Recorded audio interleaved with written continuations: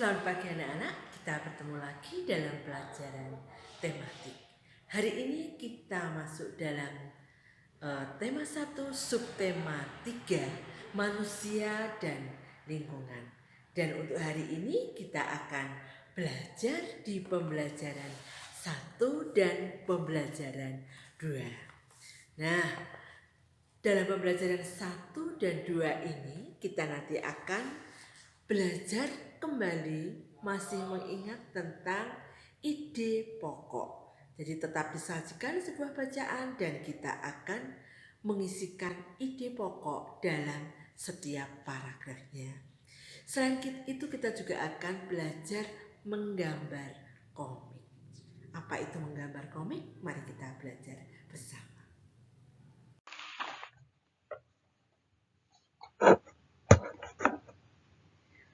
Anak-anak selain menentukan ide pokok yang terkandung dalam suatu teks, kalian juga dapat menentukan ide pokok dari gambar. Untuk menentukan ide pokok dari gambar, nah, kalian perhatikan gambar yang ada di bukumu halaman 122. Di situ ada seorang tokoh yang sedang memikirkan. Dia memiliki 3 pikiran gambaran ya. Yang pertama adalah segumpal tanah liat. Yang gambar kedua menunjukkan tanah liat itu akan dibentuk dengan sebuah alat. Dan yang ketiga menunjukkan hasil dari tanah liat tadi. Oh, ternyata bisa menjadi gerabah. Nah, dari gambar yang kalian amati itu berarti menjadi 3 ide pokok. Nah, ketiga ide pokok itu bisa dikembangkan menjadi sebuah karangan yang terdiri dari 3 paragraf. Diberi judul, kemudian ada 3 paragraf. Kalian gunakan saja untuk latihan di rumah. Karena kemarin yang penilaian kita sudah mengumpulkan tentang karangan dari sebuah gambar. Jadi yang ini untuk latihan dikerjakan di rumah, ya. Di dalam sebuah bacaan yang terdiri dari paragraf-paragraf, selalu ada ide pokok yang tercantum dalam setiap paragrafnya. Kalian lihat di halaman 124, di situ ada bacaan tentang gerabah dari Pulau Madura. Bacaan tersebut terdiri dari 11 paragraf. Di setiap paragrafnya selalu ada ide pokok. Masih ingat apa itu ide pokok? Ya, ide pokok adalah gagasan utama dalam setiap paragraf, biasanya terletak dalam kalimat utama. Nah, di sini ada 11 paragraf. Kalian diminta untuk mencari ide pokok di setiap paragrafnya. Karena kemarin kita sudah belajar tentang ide pokok ini bolehlah langsung berikan contoh dengan menggarisbawahi yang merupakan ide pokok dari paragraf-paragraf di sini. Ingat ya, ide pokok dalam setiap paragraf tidak selalu ada di kalimat pertama. Tetapi secara kebetulan saja di bacaan di kelas 5 ini kebetulan banyak yang terletak di kalimat pertama dalam setiap paragrafnya. Jadi ide pokok bisa terletak di tengah, di kalimat terakhir.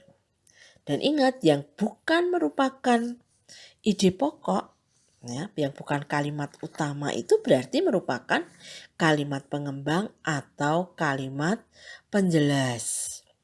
Nah, di sini Bu Lila sudah garis bawahi yang merupakan ide pokoknya. Kalian silahkan menyalinnya dengan memasukkan di dalam tabel yang ada di halaman 127 sampai 128. Kalian isikan dengan tulisan yang rapi sehingga bukumu akan penuh terisi dan mudah digunakan untuk belajar.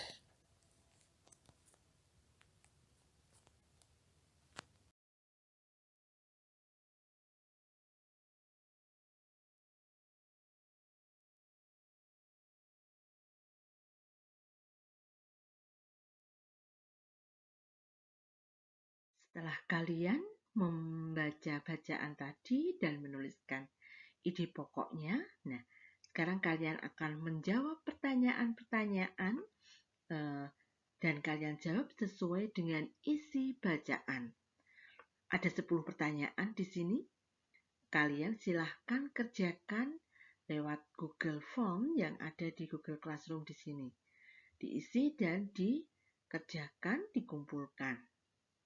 10 pertanyaan, jawabannya harus sesuai dengan isi bacaan.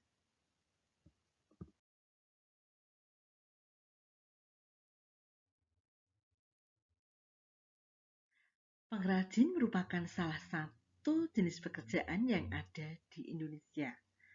Seorang pengrajin harus bekerja keras untuk bisa mendapatkan nafkah. Jadi merupakan salah satu cara untuk mendapatkan nafkah adalah dengan bekerja sebagai pengrajin. Nah, tangan-tangan dan kaki para pengrajin gerabah begitu cekatan dan terampil membentuk tanah liat menjadi gerabah-gerabah yang bernilai seni tinggi. Dari situ dapat kita lihat betapa rangka dan otot, khususnya pada tangan dan kaki, mampu berfungsi dengan baik. Nah, apa yang akan terjadi jika salah satu organ gerak tersebut tidak dapat berfungsi sebagaimana mestinya? Kita akan lihat dalam bacaan berikut ini. Semua organ dalam tubuh kita, termasuk organ gerak, harus terus kita jaga. Kita harus selalu memperhatikan setiap gerakan yang kita lakukan. Setiap gerakan harus kita lakukan dengan benar untuk menghindari terjadinya gangguan dan kelainan pada organ gerak kita, khususnya tulang. Nah, di halaman 137 sampai 138 kita akan membaca bersama tentang posisi dan sikap duduk yang benar dan sehat. Nah, bacaan ini terdiri dari 9 paragraf. Tentunya ada 9 ide pokok dalam bacaan ini.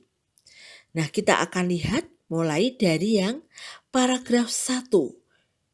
Bolehlah akan bacakan, kita tidak akan menggarisbawahi lagi tapi akan bolehlah bacakan dan kalian akan menyalinnya, ditulis di dalam tabel halaman 138 sampai 139 dari ide pokok yang Bunila bacakan. Yuk mulai dari paragraf 1. Ide pokoknya, kadang saya merasa heran dengan Pak John yang sering mengeluh punggungnya nyeri dan pegal. Paragraf 2. Pada suatu sore, Pak John mengeluh lagi tentang sakitnya.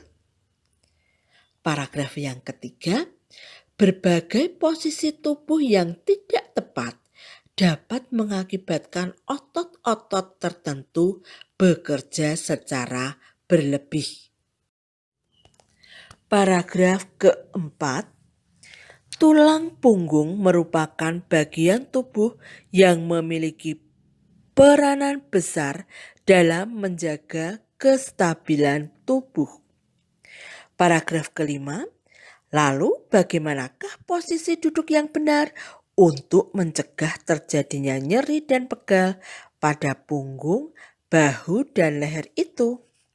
Paragraf keenam, meskipun sudah dapat melakukan posisi dan sikap duduk ergonomis, namun juga tidak boleh duduk dengan jangka waktu yang lama. Paragraf yang ketujuh, selain itu, pada saat duduk, jika ingin mengambil sesuatu yang berada di belakang, jangan sampai memuntir punggung. Paragraf ke-8, memenuhi kebutuhan cairan tubuh juga dapat menjaga kesehatan tulang kita. Dan yang paragraf ke-9, ada yang tidak kalah pentingnya lagi, yakni pilihlah meja dan kursi yang paling tepat. Anak-anak, dari bacaan yang sudah kalian baca tadi, nah kalian sudah memahami isinya ya. Kalian juga sudah menuliskan ide pokok dalam setiap paragrafnya. Nah, kalau bacaan di atas bisa disajikan dalam bentuk komik agar lebih menarik. Coba kalian lihat, kalian perhatikan gambar yang ada di halaman 140. Itu merupakan contoh dari gambar komik. Apa sih komik itu? Komik adalah suatu bentuk seni yang menggunakan gambar-gambar tidak bergerak dan disusun sedemikian rupa sehingga membentuk jalinan cerita. Tentu kalian sudah sering ya membaca cerita bergambar berseri. Nah, cerita komik. Nah, biasanya komik ini dicetak di atas kertas dan dilengkapi dengan teks. Teks dalam komik berfungsi untuk menjelaskan, melengkapi, dan memperdalam penyampaian gambar secara keseluruhan. Teks atau kata-kata biasanya disajikan dalam gelembung-gelembung yang diserasikan dengan gambar. Suatu hari nanti kita juga akan belajar membuat komik. Tetapi untuk pertemuan hari ini belum dulu. Terima kasih.